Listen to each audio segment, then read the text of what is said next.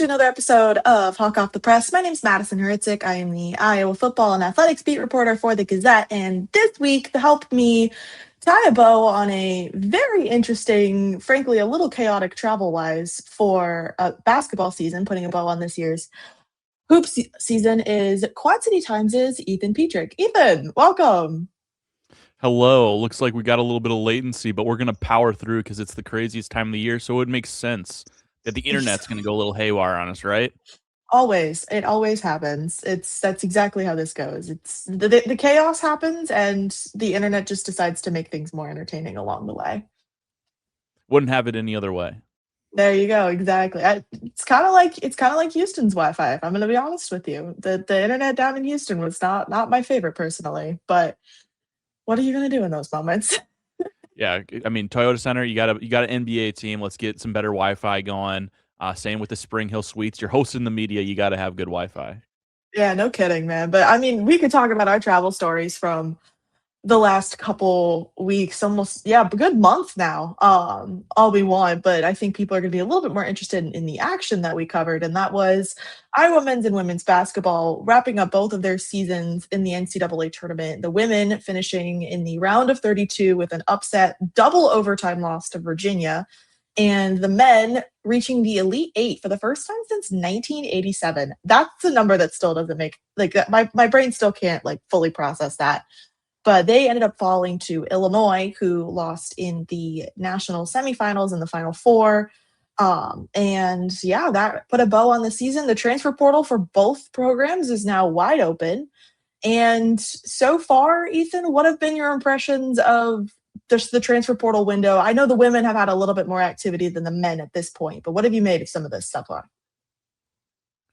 Yeah, I think number one, when it comes to the women's transfer portal exits, losing those 5 players and only having 5 left on the roster, with who they're losing via exhausted eligibility and who they're losing via the transfer portal so far. I don't think you've lost anything that you can't replace in the portal or necessarily like through the high school ranks if you want to make some late ads. I don't think that, Callie Levine played with a ton of heart and she was a fan favorite, but not necessarily giving you a ton on the floor. Loved the hustle on defense. Would have loved to see her get more opportunity. Same thing with Tegan Mullaney. I would have loved to have seen her get more opportunity if that 3-point shot could have fallen like it did in her first, 5 games as a Hawkeye. I mean, the trajectory for her was crazy through those first 5 games. And obviously she's going through an unfortunate personal thing right now, but I hope to see her land on her feet and become a mid-major monster or even, a really solid piece at a lower tier high major. And then Addie Dill, had some flashes, showed some things, looked like a promising piece. But if she doesn't want to be, both feet in the boat, then you don't want her on the team. So, I don't think you necessarily lost anything crazy. Kenise Johnson struggled with injury, wasn't really a factor on the floor. And then Emily Rodriguez only played 6 games. I think you would have loved to have had her shot making and her confidence on offense against Virginia. But again, I think you can go find a player that's just like that. I mean, Kymora Johnson from Virginia is in the transfer portal, and she had a ton of confidence, and she was getting her shot up against Iowa. Go make that call if you're Jan Jensen. So I think they have plenty of options. I think they need to get more 3-point shooting, and I don't think they lost a ton of 3-point shooting. So number one, that's my number one takeaway on the transfer portal window opening. Men not having a ton of transfer portal exits right away. I think there's one player that most people are kind of waiting for the shoe to drop if it's going to happen, and he's not in the portal yet. So I'm not surprised by that. You talk to the guys down in Houston, and I actually did a story after the Sweet 16 victory. It's like, hey, 12 months ago, you were in the transfer portal looking to either follow. Why did you do it? And all these guys had really powerful things that they had to say about why they joined him and why they chose to follow this hyper successful head coach. And so I can't say I'm surprised that they're hesitant if they're even considering leaving. So I think so far the transfer portal has played out as expected for both teams, and neither team is in a bad spot with how they've Well, and I fared think so one far. thing that is always a benefit is if you do have a program that's staying pretty consistent and as expected in the transfer portal, it's so chaotic. You never know who's gonna enter the portal. I think there were definitely some fans that were surprised by Addie Deal entering the portal. I do have to agree, the silver lining for Iowa is absolutely you can find somebody with experience who has shot making capabilities and frankly help maybe boost the average age of this team. Looking at the scholarship breakdown, As of right now, I'm keeping with current classes. I'm not bumping anybody up in terms of where they are in the class rankings. But you have Chit Chat Wright, Taylor Stremlow, Ava Hayden, and then you have Journey Houston and Layla Hayes are your five for the women that are currently still planning to stick around for Iowa. It's a pretty strong core right there, even with a lot of these departures. I think that as you and I have talked about before, and we can continue to hash it out here, but the level that Jan is kind of missing at this point in terms of just these five is just experience. Getting a junior or senior that has experience. You're gonna bring in Velichko this year, which is going to be really, really big in terms of depth and starting capabilities, but experience in the high majors is going to be really key for both of these teams. We'll get to the men in a little bit, but let's focus strictly on the women since that's where we started. But I'm curious for your perspective here, Ethan. What do you see as maybe the bigger concern? Do you think that the Hawkeyes should focus maybe a little bit more towards shooting capabilities, or a team or a player that's got maybe some more defensive capabilities, almost looking for like another Kylie Fierbach type player? Yeah, I think that the number one need that I see is a leader, kind of an outspoken person who's going to demand the ball. And if that's a 3-point shooter, that's great. If that's a defensive stopper that's going to lead them with their ability on that end of the floor, that's great too. So I don't think it needs to be either one or the other. I think they need an outspoken vocal leader on the floor. We saw Ava Hayden not necessarily be that player that demands the ball until she, kind of joked with us that she gets tired and worn out in a game, and then she gets a little bit more, she's not thinking it through as much, and she's just kind of going on instinct. And that Ava is an unstoppable Ava. And then Chit Chat, her nickname is because she was quiet, because she didn't chat a lot when she joined her first AAU team or her first club team. And then Taylor Stremlow's got a little bit of that dog in her, but maybe hasn't had the opportunity, the starting role to back it up. I'll be interested to see how she kind of grows in that. Her confidence needs to be a little bit better on the offensive end of the floor. We've seen her kind of lose confidence in her 3-point shot. It was a lot better this year than it was her freshman year, but still we saw her be a little bit more passive in that Virginia game, pass up some good looks. And so I think to be, a true alpha on the court, you need to be hunting your shot. And I don't think that any of the five that are returning are that player. Journey Houston, Layla Hayes, limited minutes. We haven't seen what they're going to look like as a full-fledged, super, a super integral part of the lineup. So I think that they need to go out and find a player who can be a starter or a sixth person off the bench and be that person that hunts their shot. And when the offense isn't rolling, they're still looking to score, still looking to get downhill, or light it up from the 3-point line. So I don't think either end of the floor is necessarily the number one focus. I think it's finding that vocal, outspoken leader. 2 years ago, it was Aaliyah Guyton, according to Jan Jensen. He was the player that was going to step up and be that voice in the huddle that's like, hey, we need to do X, Y, and Z to win this game. And then she leaves and goes to Illinois. So they kind of left a void on the roster. And I don't know if they replaced that. And I think that should be the number one thing that they're looking for in the portal.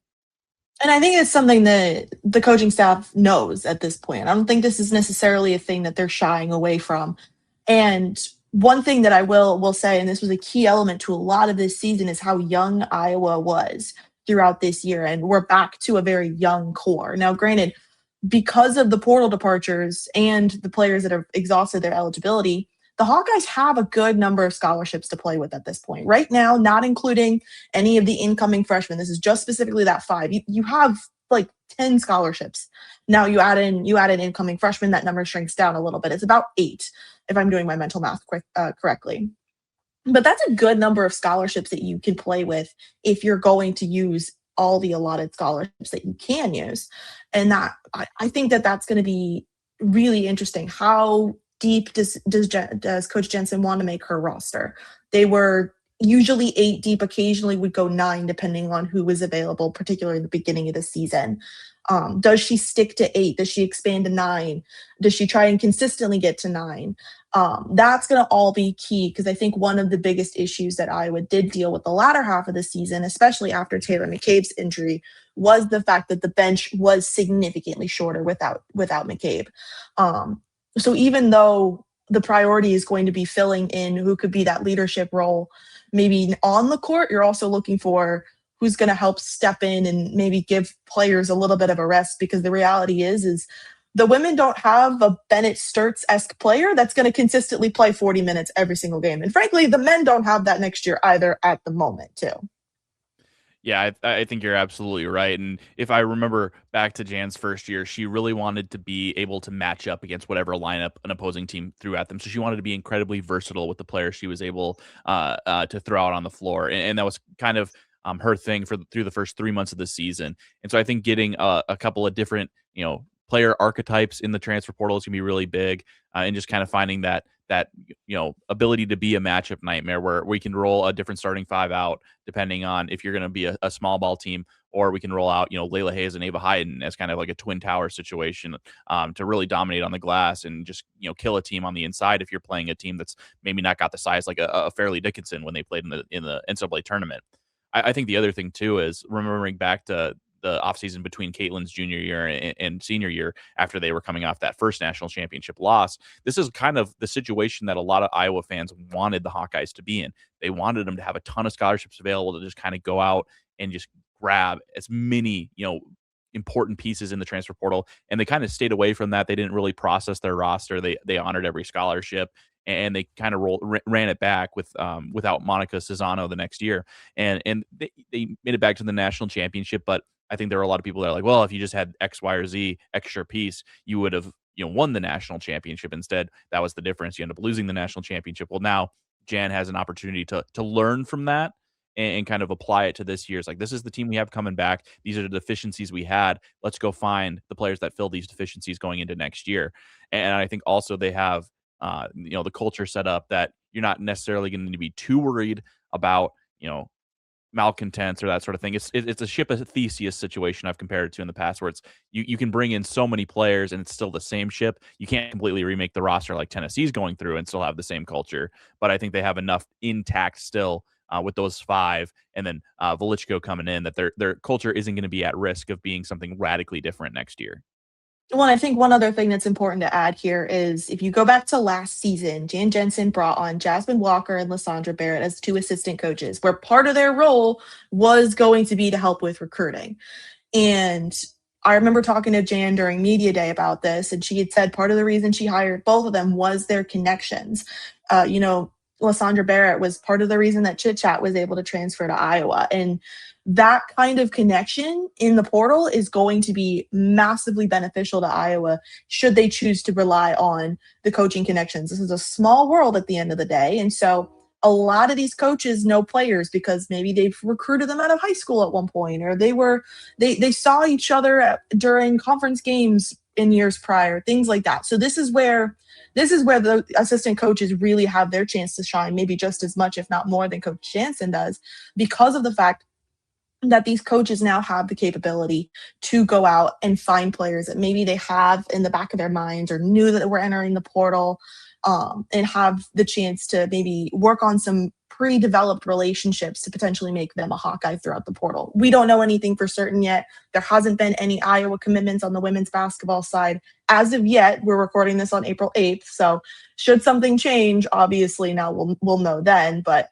at this moment, that's what we're kind of looking at here. Yeah, and I think the thing that makes me chuckle to myself sometimes when I'm listening to Jan is there'll be a superstar on the other team or a super versatile dynamic talent on the other team, and without fail, Kyle Huseman from On3 will ask Jan about this player, and then Jan will say, "Yeah, we recruited her out of high school." And it's like 10 years ago, having recruited a player out of high school is, that's just a fun fact. That's a little tidbit. Oh, cool. They have some familiarity with this player. Maybe they'll be able to game plan against them because they scouted them out of high school.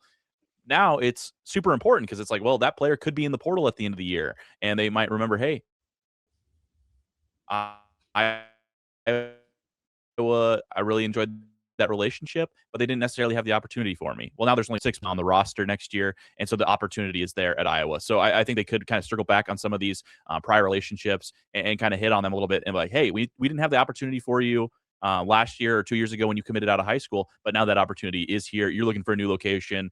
We still really like you as a talent. Why don't you come give Iowa a try? So I think that that's another part of it that is really important as well. Yes. And so, on that note, let's go ahead and make the switch here to the men's side. We'll start with the news that came from yesterday following the monthly PCA meeting that the athletics department has. Talking with athletic director Beth Getz yesterday, she did confirm that her and Ben McCollum are working on a contract, or will be working on a contract extension following the Elite Eight appearance. This was something that I think a lot of fans kind of had the sense of this might be needed. I think one of the biggest things, more than anything else, I think it helps secure McCollum's future moving forward.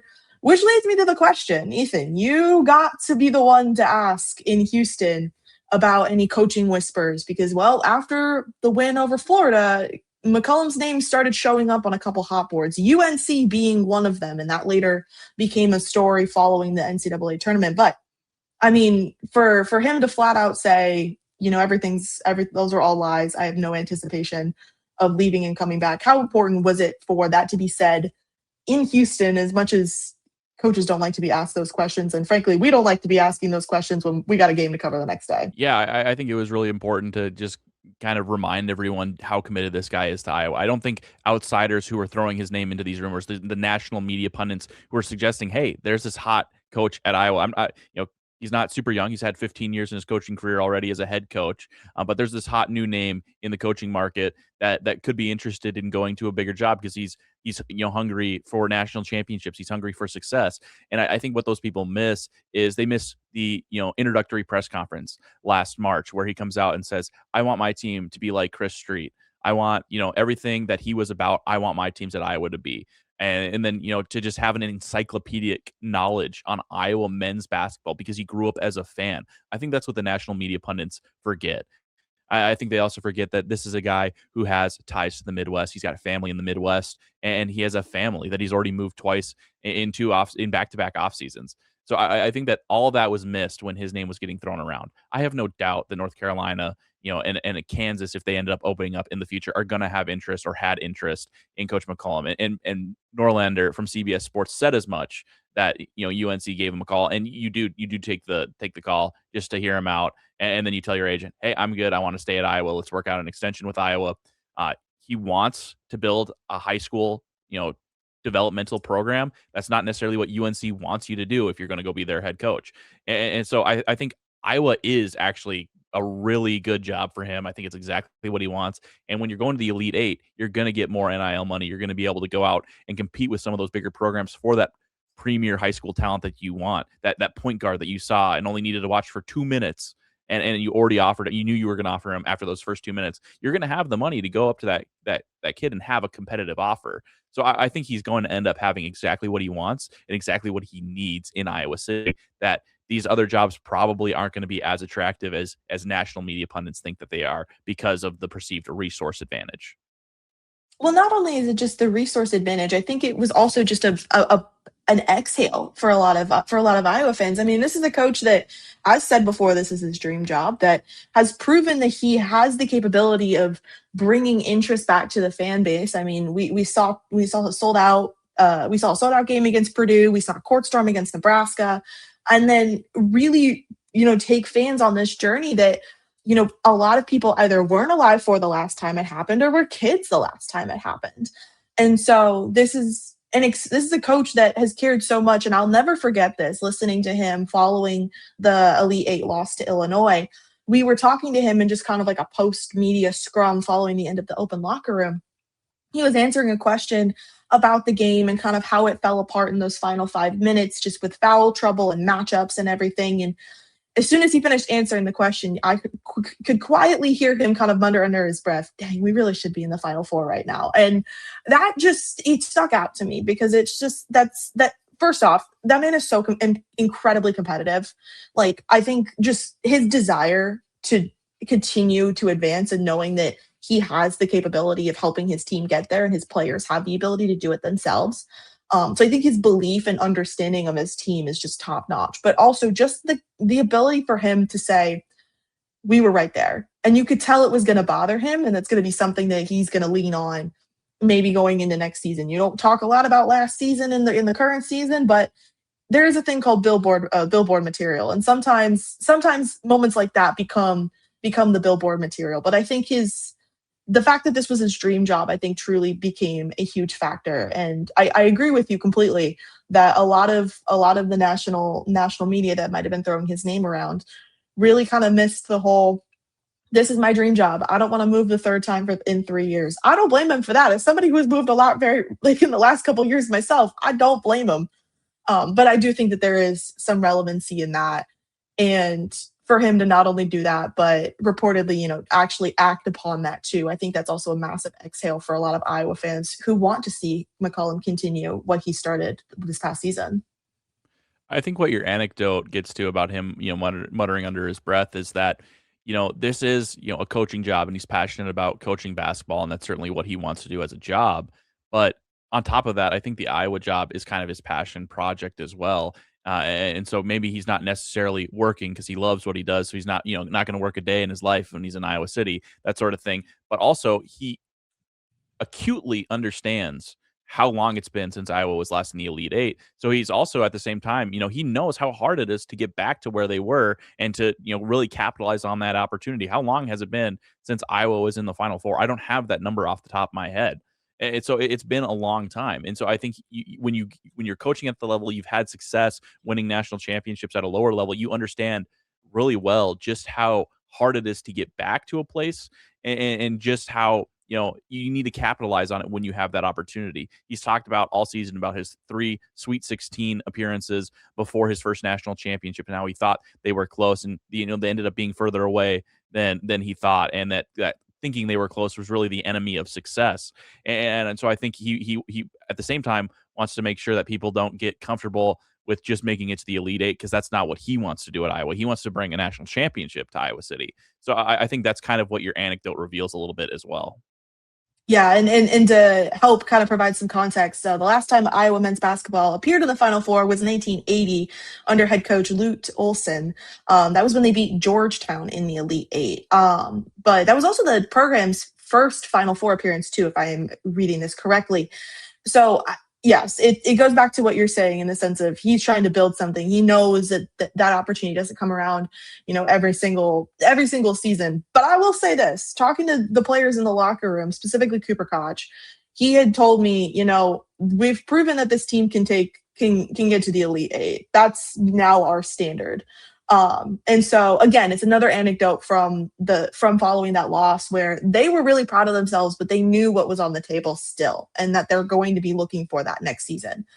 Which brings us to kind of just understanding what this roster might look like. As you mentioned, there's one player who might enter the portal, might not. He has not done so at this point. I would at the moment, again, as of February 8th around 1 o'clock, there have been no Iowa players that have entered the transfer portal that have made that public at this point.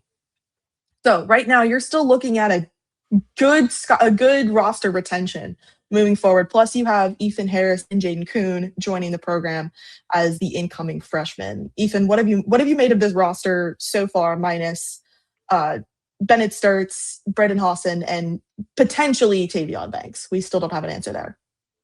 Yeah, I think it's a roster that's kind of got the same deficiencies as it had coming into last offseason, with the added deficiency that they don't have an obvious heir apparent to Bennett Sturts on the roster.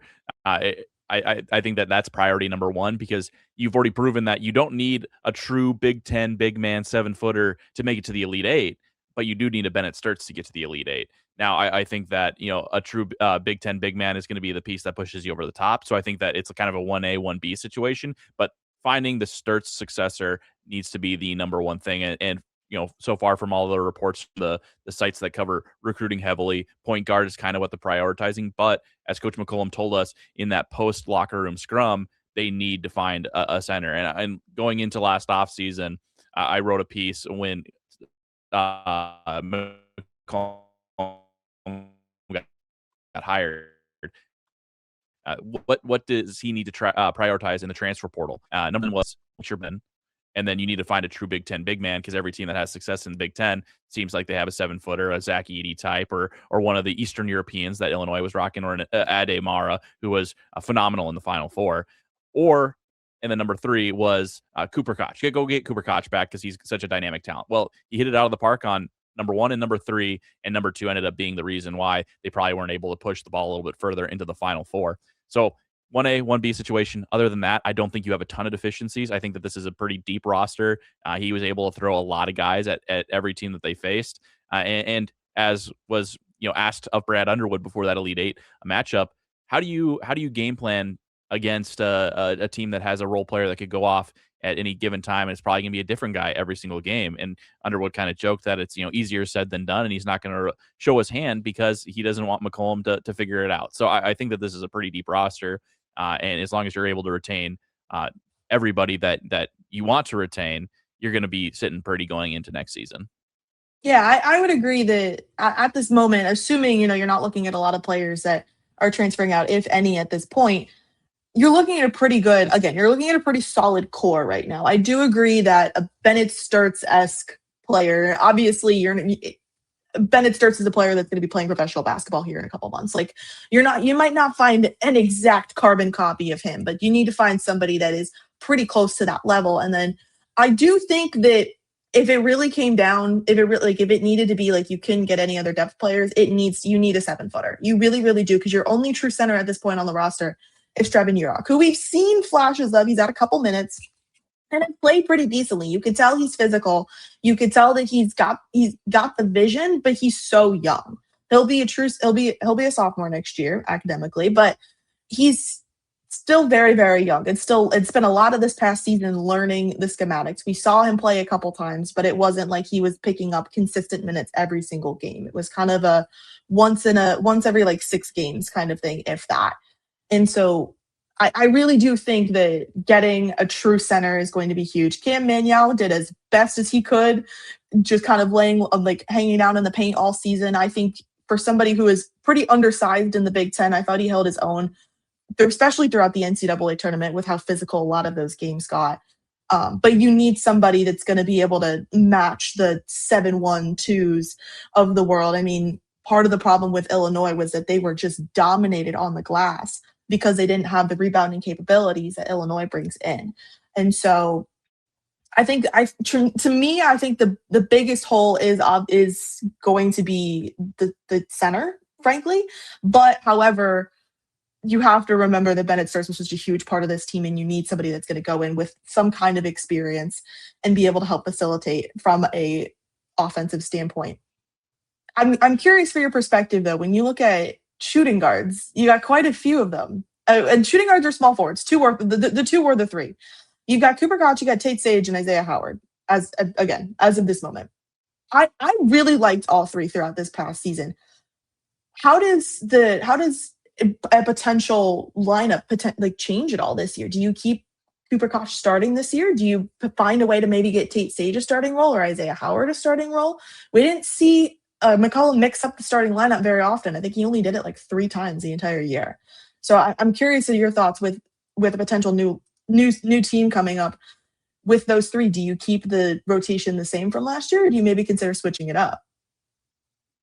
Before I get to that question, I will say that I don't think you can go into the next season with Trevin as your only center on the roster because he's kind of a stretch big man. We heard during media day that this is a center that can shoot threes and kind of stretch the floor, and he has kind of that finesse ability to be a distributing big man. But I don't think he's the rim protector, rebounder that you need, and I think that's kind of what you're looking for in terms of the archetype for a center. You're not just going out and finding any 7-footer. You're going out and finding a 7-footer who can protect the rim, come away from average like 2 blocks a game, and then also average double-digit rebounds if possible. That's what you're looking for out of your center. It can't just be any 7-footer. You don't need to go drop the Hawkeye with the Squidward pointing meme under every 7-footer that enters the transfer portal. It needs to be the specific rim protecting, rebounding center that you can go do that under, because that's what Iowa needs to go find. As for your actual question, I think it's really going to come down to who they get in terms of a point guard, because the reason why we saw McCollum go away from Isaiah Howard in the lineup and to Cale Combs is because he needed a secondary ball handler to give Bennett some more time to rest while still being in the game. And so Cale could bring the ball up, kind of initiate the offense, and Bennett could maybe take, a 10-second breather, 15-second breather while he's jogging back down the court and waiting for the ball to cross half court. So it's really going to come down to who do you replace Bennett with, and then every other kind of lineup piece is going to fall in place like a domino after that. I would expect to see Cale comes back in the starting lineup because McCollum trusts him. I think that's another thing that we saw this year is that McCollum really trusts his guys, and you really have to earn his trust to get on the floor. I think that's probably why you didn't see a Brendan Hassan as much as fans were expecting or hoping to see. I think that's probably why you didn't see a ton of Al Guerras at the beginning of the season, because he was still kind of earning McCollum's trust. McCollum was talking about how he's just getting used to the weight load, the conditioning, the defense of his system. I think he was also earning McCollum's trust till the end of the season, where he's in there in the final seconds against Florida and able to hit that game winning shot. So it's a trust thing too. I think that you'll probably see Tate Sage coming off the bench still. I would expect to see Cooper Koch, especially with the way he closed the season, back in the starting lineup. But it'll really come down to who that point guard is that they bring in. Well, and another player that we haven't mentioned who did not play at all last season, but McCollum has said has done a lot of effort and put in a lot of effort throughout this year was Trey Thompson. And so he's somebody that we're also going to be looking at pretty intensely moving forward. Just what his capabilities were. I think back to media day, him and Tate Sage in the, I want to say 20, 30 minutes that we had the open practice for men's basketball media day, they both looked really good. And I was very impressed because those were the two freshmen. And so I again, we didn't get a ton of opportunity to really see Trey Thompson, but it is a name to watch moving forward, particularly when it comes to looking for somebody who can shoot the three, but also can go get a rebound deep in the paint and match the height of some other Big Ten players as well. Yeah, when I say that Iowa men's basketball has a ton of depth, it's like really a log jam of like 2 through 4. Those positions, you have guys who have a ton of versatility, can play any of those spots depending on what the other team is throwing at you. And so I think minutes are going to be at a premium, and it's really going to come down to who looks the best in practice, who looks the best going into the season, and who does McCollum trust the most. And I think it could be a really fun team. But if you're not able to replace Bennett Sturts, it could also be a long season. You have a ton of talent on the roster, but you need that top end guy who's going to really be able to just orchestrate the offense and have that gravity to get those guys open.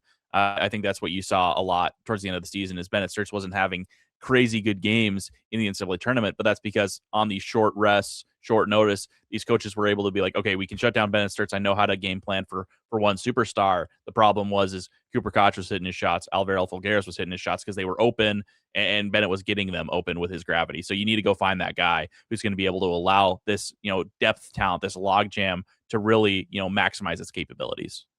Yeah, you're talking about a log jam. Just looking at the scholarship breakdown that I have, I'm looking at least 7 players between the 2 and the 4 on this roster, according to what their true position would be, whether that's like through their 247 reports or whatever. Like you're looking at 7 players here on this roster, and that's a total of 9, not including. So that's 11 total when you include the 2 incoming freshmen. But I mean, like, good Lord, you talk about a log jam and a deep roster. Like you can definitely see that. One final question I want to ask you here. Sorry, go ahead.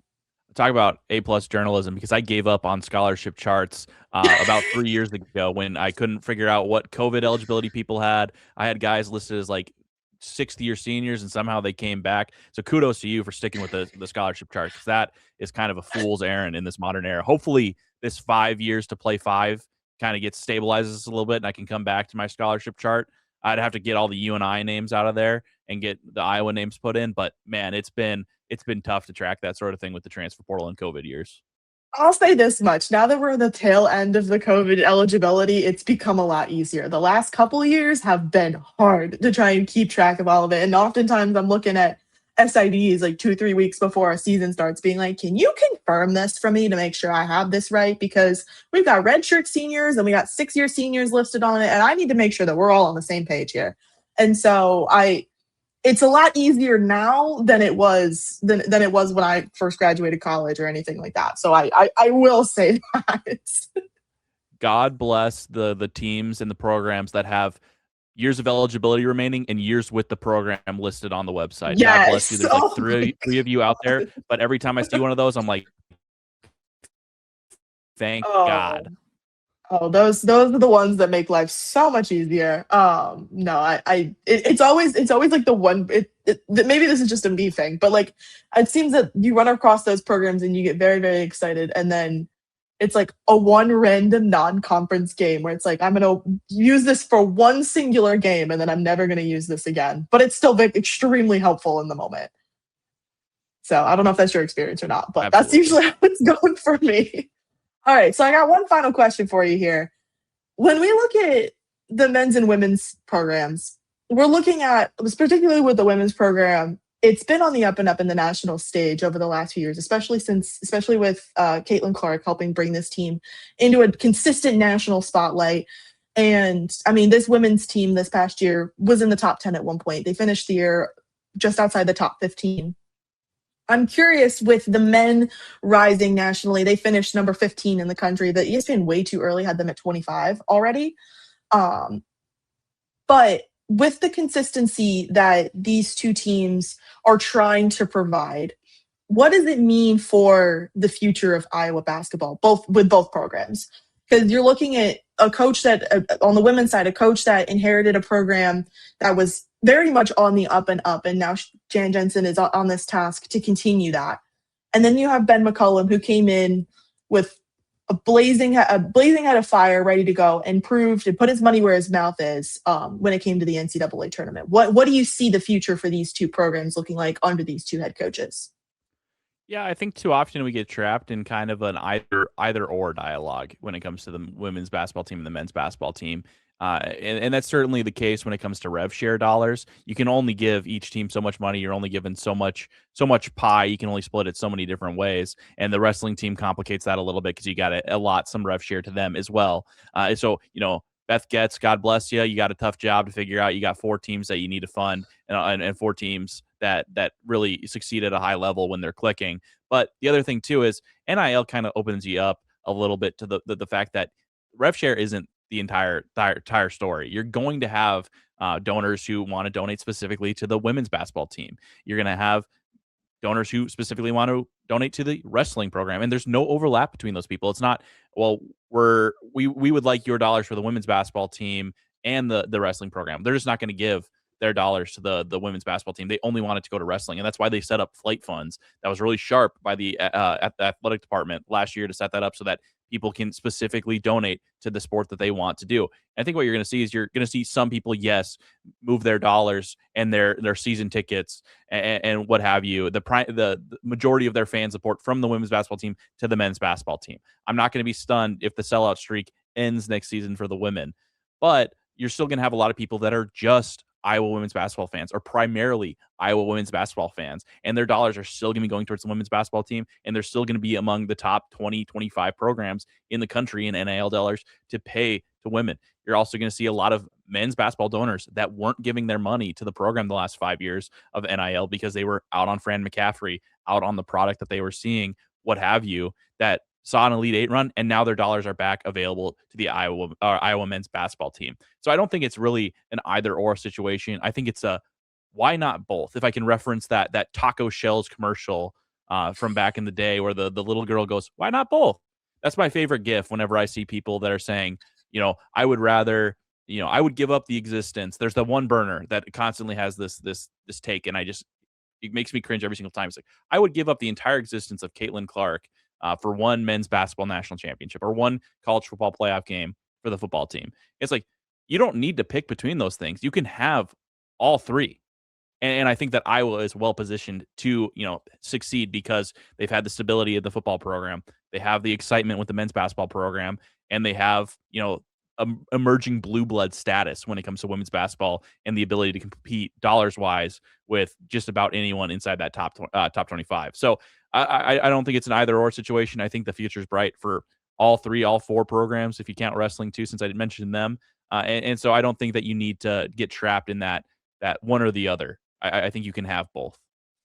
I think it makes a lot of sense. And one thing I will add too is I think that the fact that you're seeing, I don't want to say consistency because I feel like that word could sometimes get thrown around, but you're seeing a very genuine approach from the football side, from the men's basketball side, from the women's basketball side. I'm looking at those 3 specifically. You're seeing a very genuine approach to build something despite the chaos of the modern college athletics era where the transfer portal, web share, all of these other elements are coming in. You're still seeing 3 coaches who pride themselves and they have pride in their assistant coaching staff and the people around them to help build and sustain talent that they are finding at a young age, because the reality is that's not happening at every single school around the country anymore. And I think that also plays a part in it too. And I think that it might take a while to see that, but you might reap the benefit of that. I mean, who's not to say that Tate Sage could become a Bennett Sturts at level player by the time he's a senior? Who's to say that, Chit-Chat Wright could reach similar status by the time she's a senior, or Ava Hayden who is already starting to reach a very high status as a player. You're looking at those kinds of opportunities too, and that doesn't just happen. That doesn't necessarily exist when you look at players that you either bring in when they're very, very young out of high school or after their freshman year, and you really work with them. So I think that part is extremely valuable as well, with how the men's and women's basketball side is, but also the football side. And you can really expand that with a lot of these other athletic programs.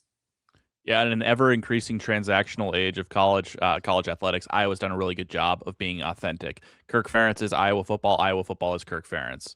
Jan Jensen is a homegrown Iowa kid. She's been at the program for 20 years. There's no one that respects the history of Iowa women's basketball in the state of Iowa more than Jan Jensen. And then Ben McCollum, same thing. We talked about it earlier. This is a guy who's encyclopedic with his knowledge of Iowa men's basketball. They're able to recruit players, and those players are immediately going to respect the past, and therefore the fans who were there through those ups and downs. They were there for that 1987 Elite Eight run that none of the players were alive for. Some of the players were still negative, 20 years old when that Elite Eight run happened in the 80s. And so you're able to kind of breed that culture and that authenticity and that respect for the fan base and the programs, because you have three head coaches who, are well versed in that, and they are, they live and breathe the programs that they coach. That's not something that Coach McCollum maybe would have been able to do at a UNC, because he doesn't remember, the North Carolina teams of 1960, because he wasn't paying attention to them in 1960s or when he was a young man. So I think that's where Iowa kind of is a cut above the rest, is they have two homegrown talents and one guy who has basically become the face of the university nationally, to the point where when McCollum's defense was clicking on all cylinders, people were making Kirk Ferentz jokes about the men's basketball team. So yeah, Iowa, as someone who didn't grow up an Iowa fan, grew up a fan of a rival program, attended a rival school, I have nothing but respect and wish that my poor Nebraska could be in a similar spot.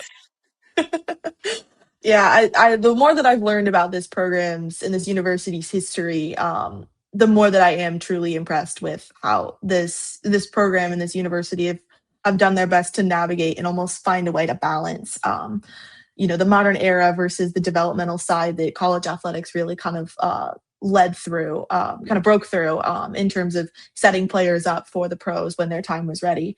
But we can go on and on. Ethan, thank you so much for joining. This has been a blast.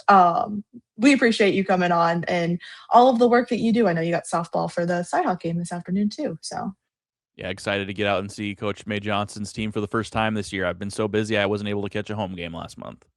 yeah, it's been a very busy time, but not for any. There's just for a couple things here and there, nothing groundbreaking at all. But if you guys like this content, there's a new episode of Hawk Off the Press every single week. There's also a free newsletter that you can sign up for with the exact same name, Hawk Off the Press, that you can sign up for at thegazette.com. Thank you so much for watching or listening, depending on which platform you chose, and we will see you next time.